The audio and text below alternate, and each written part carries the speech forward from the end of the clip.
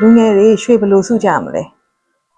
အခုခေတ်မှာလူကြီးတွေဒါမကလူငယ်တွေကလည်းရွှေစုဖို့စိတ်ဝင်စားလာကြပြီပေါ့နော်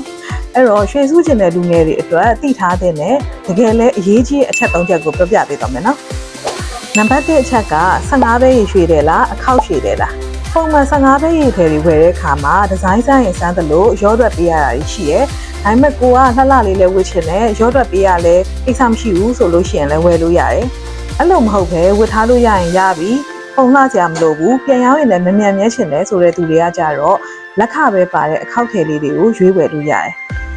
နံပါတ်2အချက်အမောက်နည်းနည်းအားစစုပါ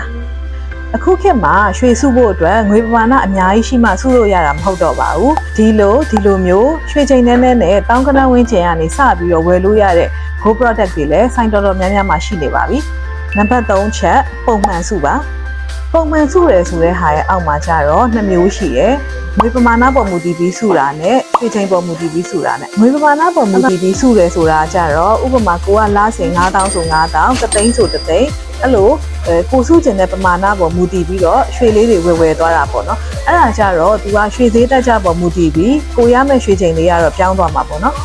ရွှေချိန်ပေါ်မူတည်ပြီးတော့စုရယ်ဆိုတာကြတော့ဥပမာကိုကလားစင်တရွေးဆိုတရွေးတပဲဆိုတပဲအဲ့လိုတတ်မတ်ကလေးစုသွားတာပေါ့နော်သူကတော့ရွှေသေးတက်တာကြတာတွေကိုမကြည့်ပဲနဲ့ကိုလိုချင်တဲ့ရွှေချိန်လေးကိုပဲတတ်မတ်လေးစုသွားတဲ့နီလန်းလေးဖြစ်ပါတယ်